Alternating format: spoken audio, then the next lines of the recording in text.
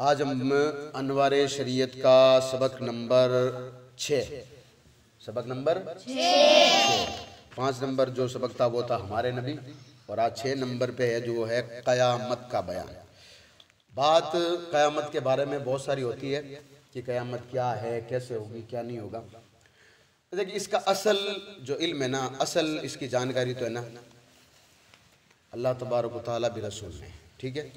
लेकिन जो अल्लाह तबारक व तआला उसके रसूल ने हमें जो इल्म दिया ना कि क़यामत कैसे कैसी होगी, क्या होगा क़यामत के बारे में, वो इंशाअल्लाह तबारक व तआला आज हम पढ़ेंगे। और साथ ही में ये बात भी याद रखें कि क़यामत आने से पहले एग्जैक्ट क़यामत का कितनी तारीख को आएगी, क्या हो मतलब वो होगा, वो किसी को पता नहीं है कि कौन से सन में आएगी। लेकिन हमें कुछ निशानियां बताई गई है। अगर ये निशानियां जिस दिन पूरी हो जाए ना, उस दिन क़यामत आएगी। चलिए देख लेते हैं क़यामत, और क़यामत के बारे में सोचना क्या है, क्या क़यामत आएगी कि नहीं आएगी। अगर कोई बंदा इसका यकीन ना रखे तो उसके बारे में मामला क्या है। छोटे वाले ना सब ये आराम से बैठ जाइए प्लीज़, मेहरबानी होगी। पहला सवाल ये बनता है कि क़यामत किससे कहते हैं, ठीक है ना। अब क़यामत की परिभाषा होगी, यहाँ से क़यामत की तारीफ होगी। तो इसका जवाब ये दिया जाता है कि क़यामत उस दिन को कहते हैं जिस दिन हज़रत इसराफील अलैहिस्सलाम सूर फूकेंगे। सूर सींग की शक्ल का एक चीज़ है जिसकी आवाज़ सुनकर सब आदमी और तमाम जानवर मर जाएंगे। ज़मीन, आसमान, चाँद, सूरज और पहाड़ वगैरह दुनिया की हर चीज़ टूट फूट कर फना हो जाएगी, यहाँ तक कि सूर भी ख़त्म हो जाएगा। इसराफील अलैहिस्सलाम भी फना हो जाएंगे। ये वाक़या मुहर्रम की 10 तारीख को जुम्मा के दिन होगा।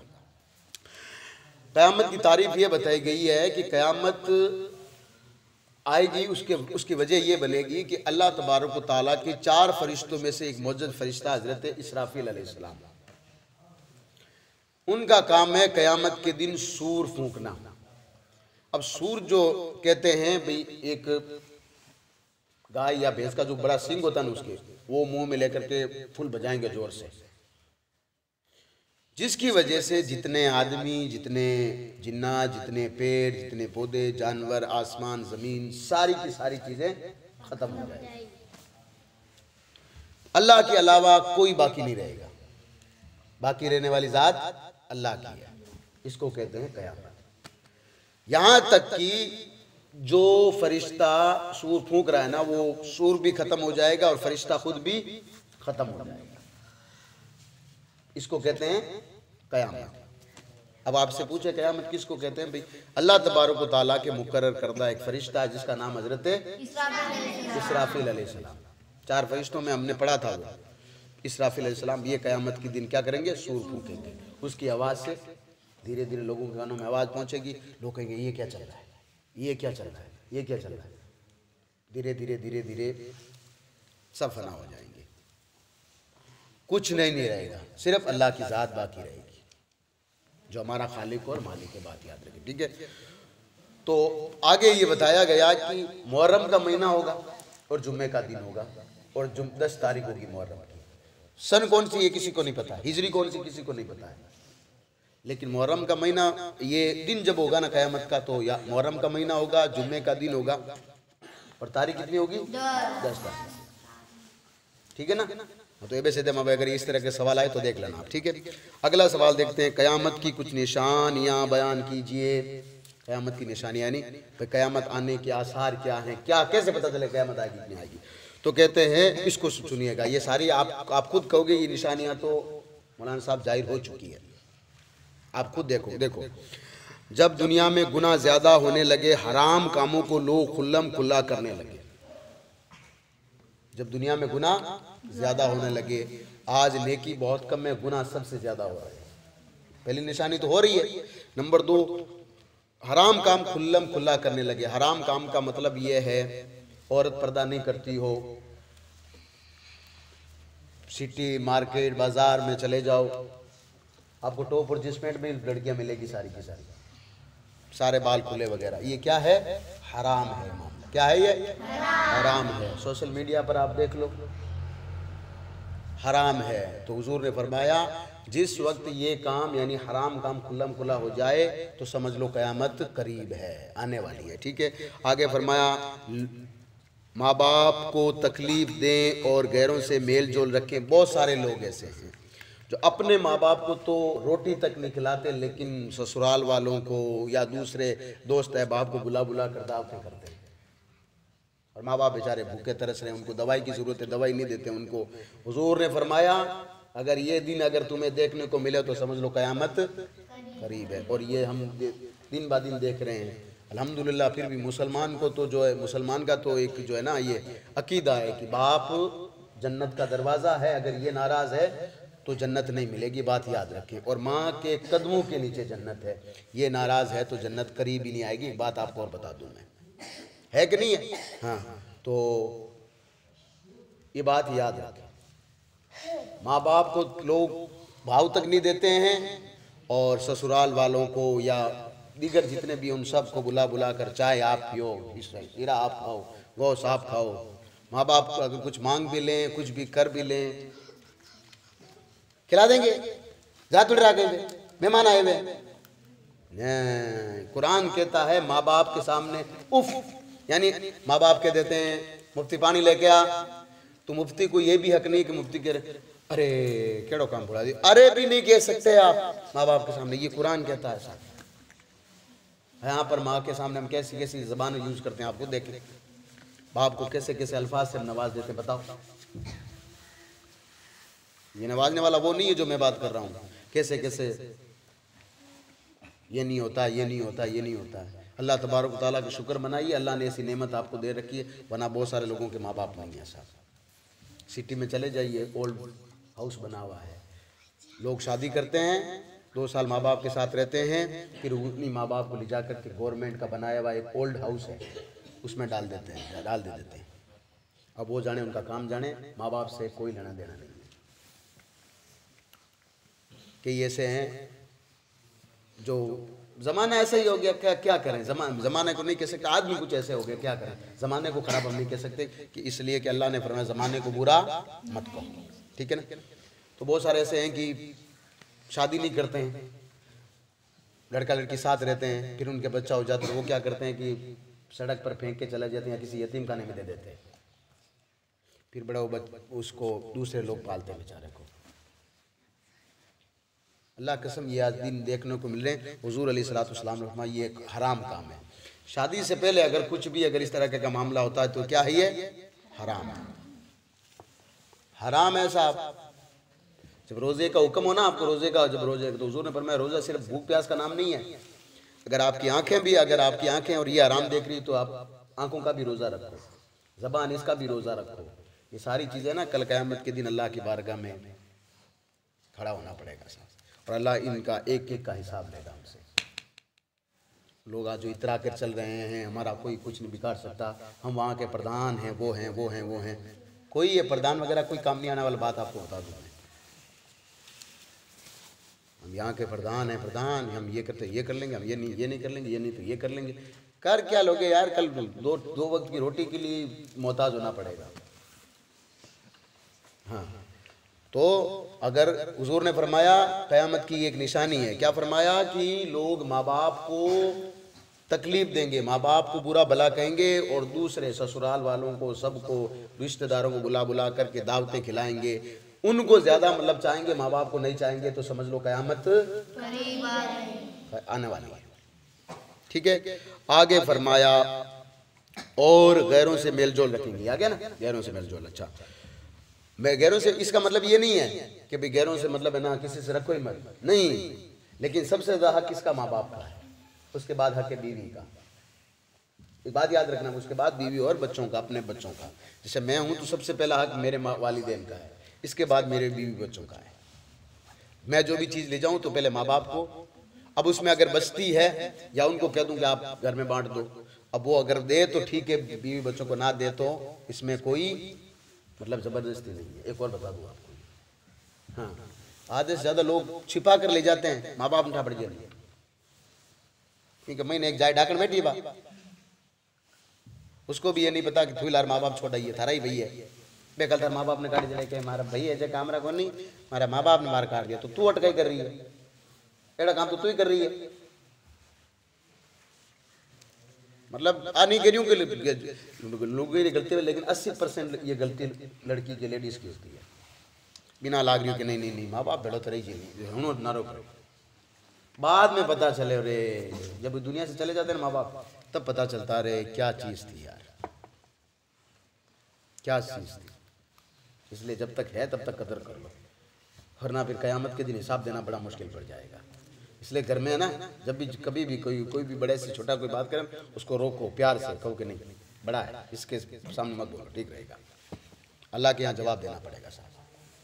और ख़ास करके माँ बाप को तो मैं कह रहा हूँ कि हाथ जोड़ रहा हूँ आपके सामने, उनकी इज्जत करना शुरू कर दो। अल्लाह पाक दुनिया में क्या कौन सी आप दुआ मांग रहे हो अल्लाह कबूल करेगा। लेकिन मोहब्बत होनी चाहिए माँ बाप से। मोहब्बत ये नहीं है कि सिर्फ हाँ आई लव यू पापा इस पर लिखो इस पर लिखो, लिखने से कुछ नहीं होगा, हकीकत में मोहब्बत करनी पड़ेगी, ठीक है। हाँ तो अमानत में ख़यानत करेंगे। अमानत में ख़यानत का मतलब ये है कि मैं जाऊँगा किसी शहर के जाऊँगा तो मैं मुफ्ती कहूँगा मुफ्ती 2 दिन मदरसा संभाल के रखना है। अब मुफ्ती क्या करेगा, 2 दिन में मेरे बारे में अले उधर से उधर रखे रहे। मौलवी साहब पढ़ाई नहीं साहब, बिल्कुल नहीं पढ़ा रही है मौलवी साहब तो।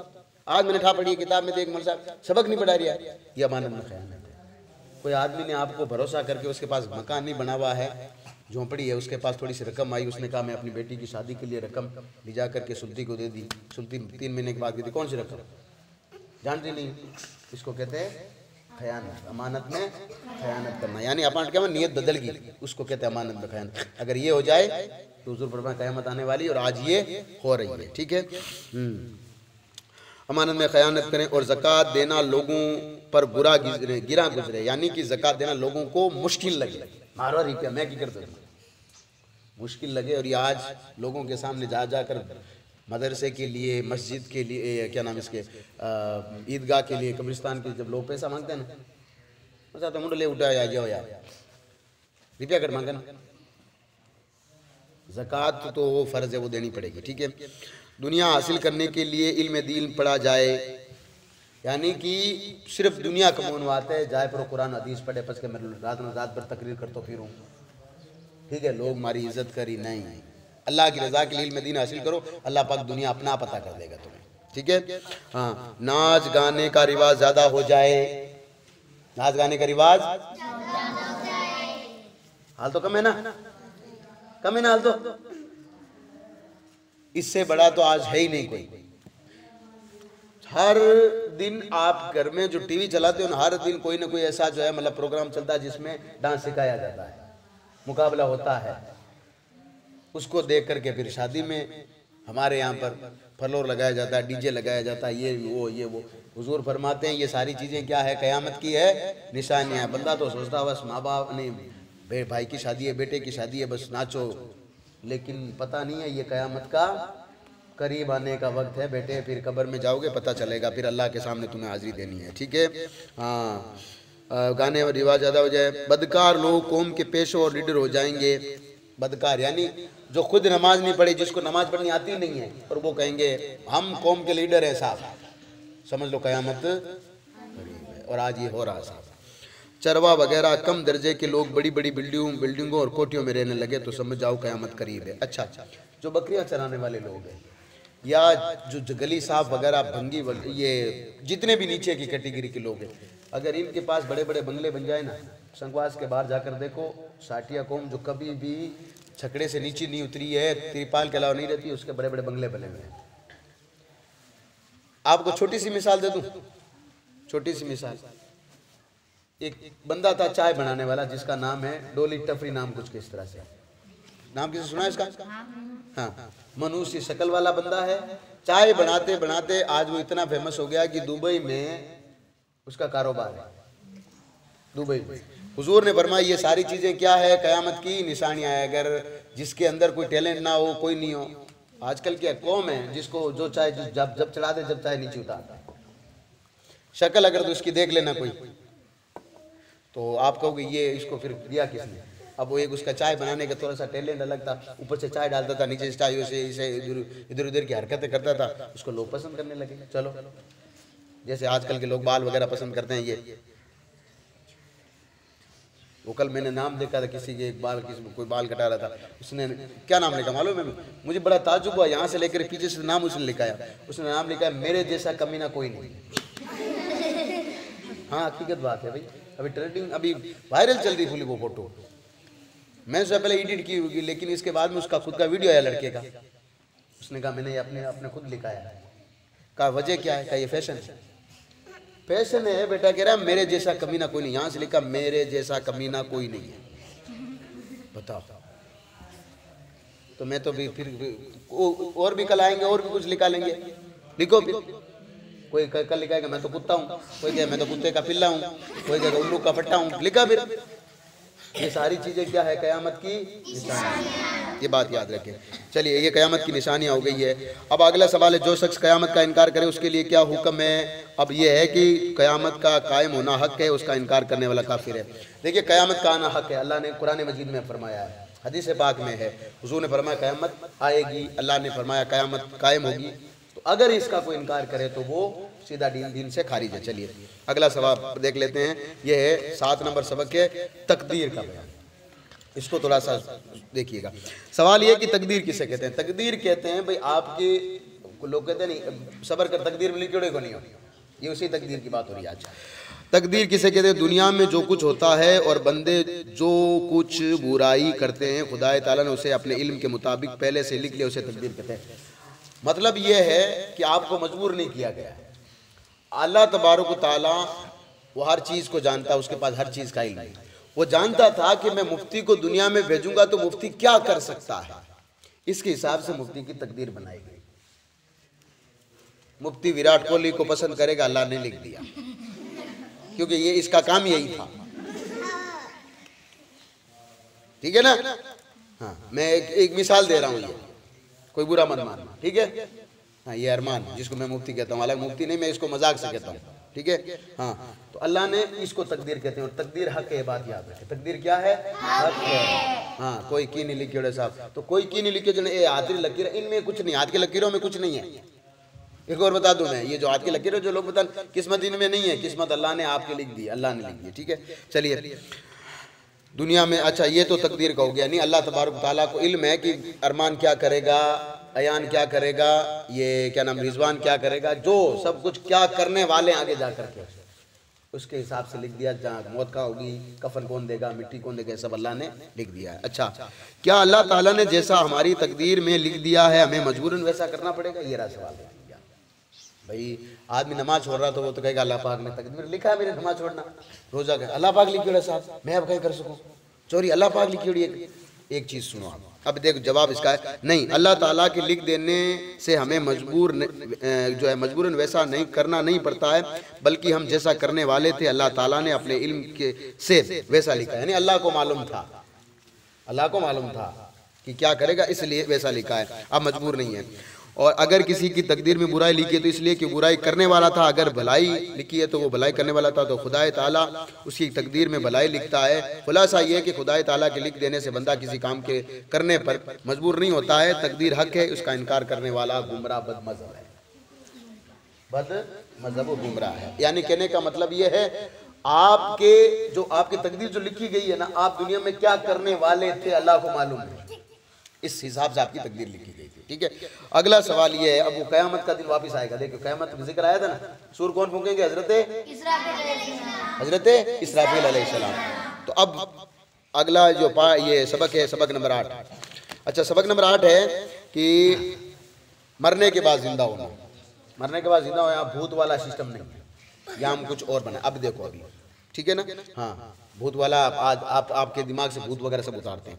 अच्छा ये है मरने के बाद जिंदा होना, सबक नंबर 8। शाम को जाकर खुद पढ़िएगा इसको और इसको सुन भी लीजिएगा।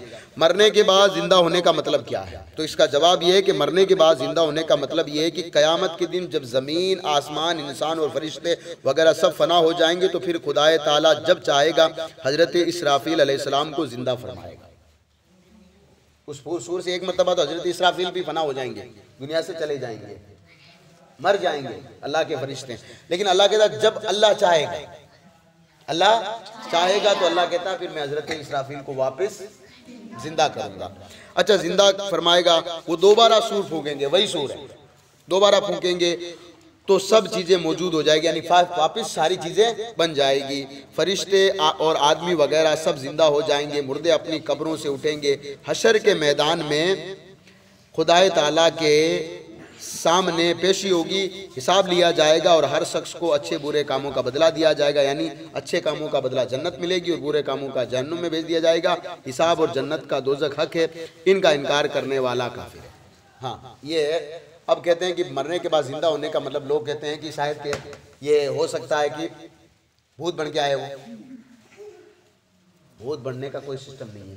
मरने के बाद जिंदा होने का मतलब ये है कि जब कयामत कायम होगी ना, सब मर जाएंगे ना, अल्लाह पाक हजरत इसराफील को वापस जिंदा करके हुक्म देगा सूर फूको, फरिश्ते सब जिंदा होंगे।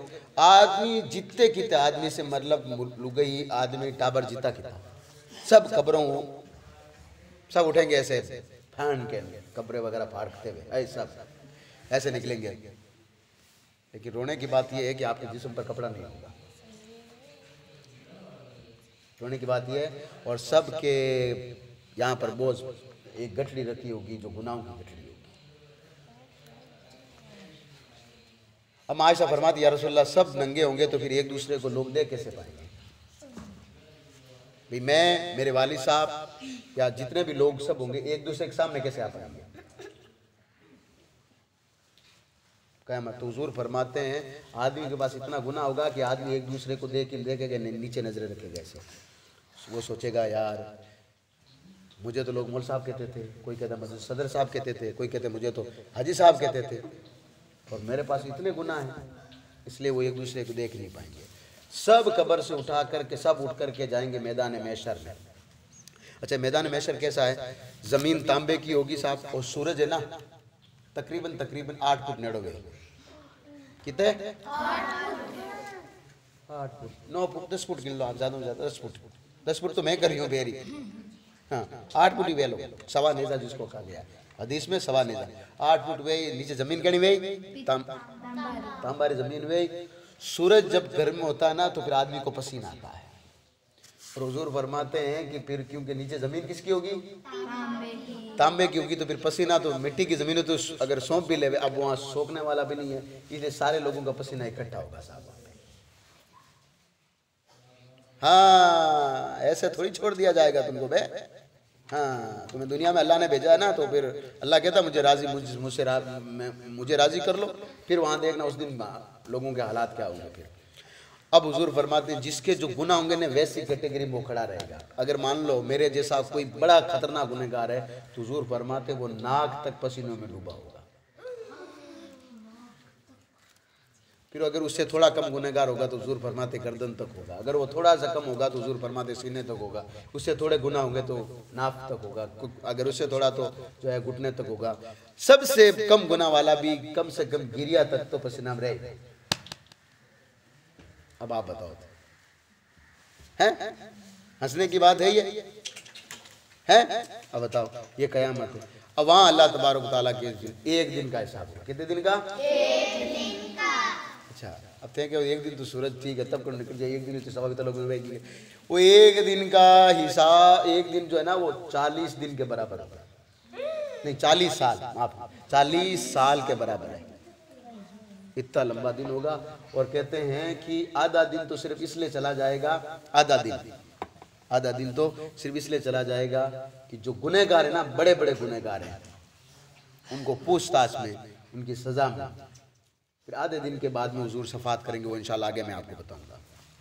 कयामत आएगी, सूर फूकेंगे, वापस सारे लोग कब्रों से जिंदा होकर के मैदान महशर पहुंचेंगे। मैदान में महशर में बुलाने का मकसद सिर्फ क्या बताऊं आपको? बताना मकसद ये था कि मैंने मेरे नबी भेजे थे, और खास करके नबी पाक सल्लल्लाहु अलैहि वसल्लम को। कितनी बड़ी नेमत है लोगों, आज तुम देखो कि नबी की शान क्या है। उस दिन नबी सल्लल्लाहु अलैहि वसल्लम को अल्लाह तबारक व तआला ये इख्तियार देगा कि आप जिसको कहेंगे उसको मैं जन्नत में दाखिल करूंगा।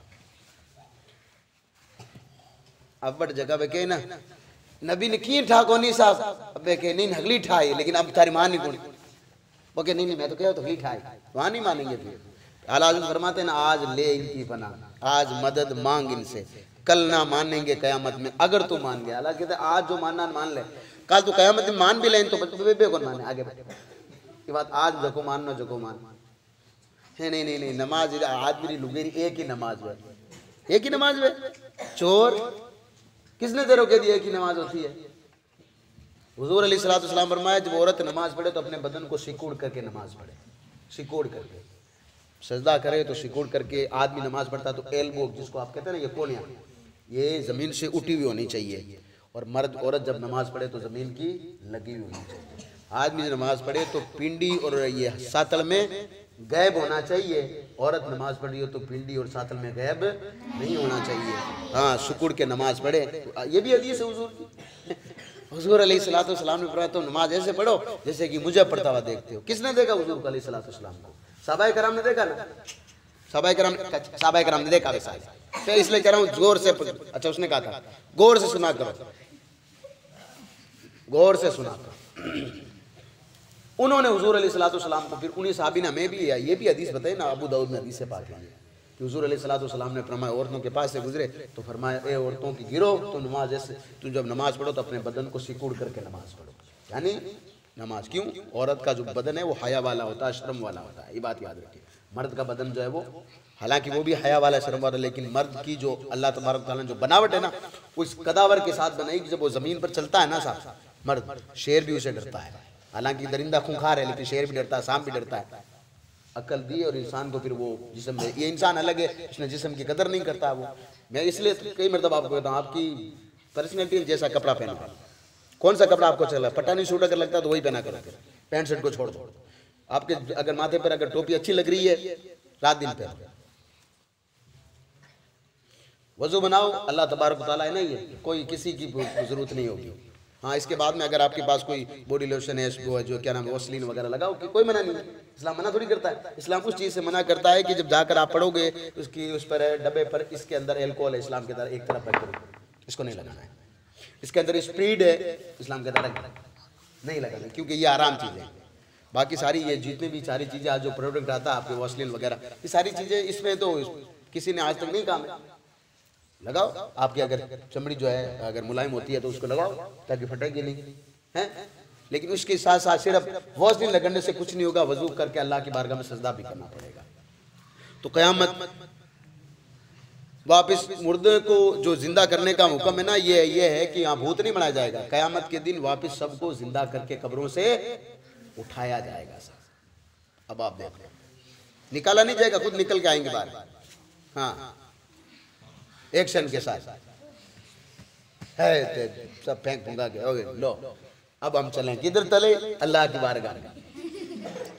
अच्छा, अल्लाह की बारगाह में चल रहे हैं, है क्या पास में? गुनाहों की गठड़ी है पास कुछ भी नहीं। लेकिन अकीदा इंशाअल्लाह तबारक तआला हमारा ये है, गुनहगार जरूर हो सकते हैं इंशाअल्लाह तबारक तआला, लेकिन अल्लाह तबारक तआला की ज़ात से उम्मीद है। हम गुनहगार हैं साहब, ज़रूर हैं, लेकिन अल्लाह को मानने वाले हैं तो अल्लाह तबारक तआला माफ़ ज़रूर करेगा। अकीदा हमेशा यही रखें, अल्लाह की ज़ात से कभी नाउमीद नहीं होना चाहिए, कभी भी अल्लाह की ज़ात से। इसलिए नमाज पढ़ो, नमाज जैसे ही पढ़ो, सजदे में जाओ ना, तो फिर ये ख्याल लाया करो, अल्लाह पाक जब सारे लोग पसीने में होंगे, मुझे और मेरे माँ बाप को बचा के रखो।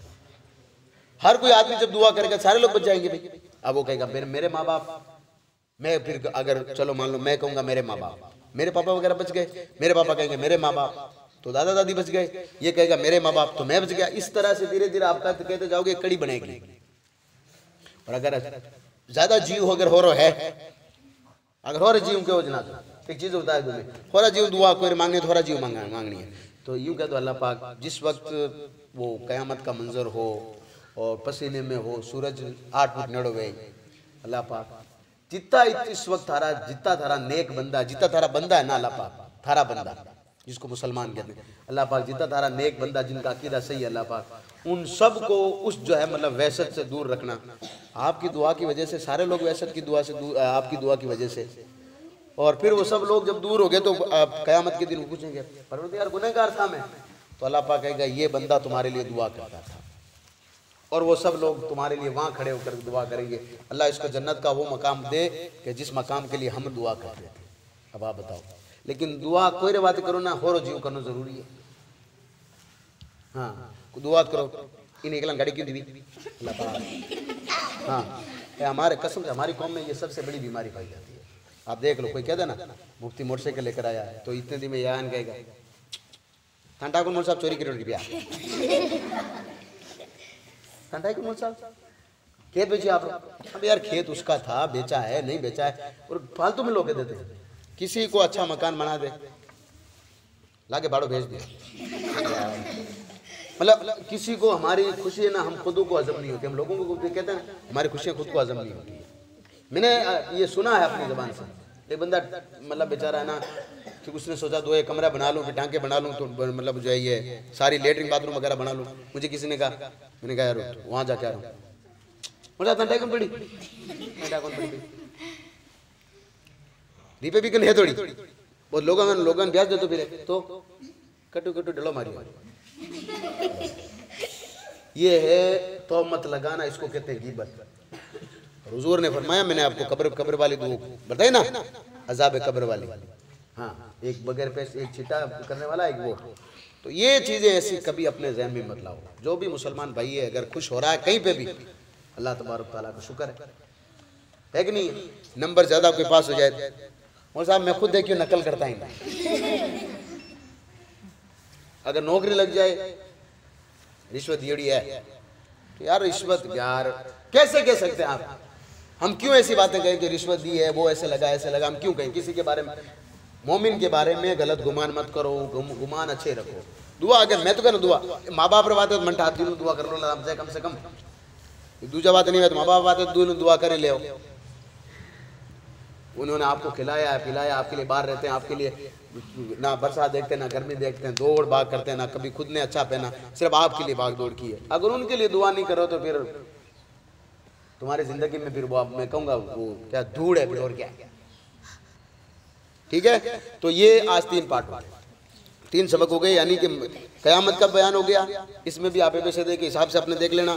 तकदीर का बयान हो गया, इसमें भी अपने एबीसीडी के हिसाब देख लेना, कौन कौन सा आ सकता कौन सा, पूरा याद कर लेना इसको।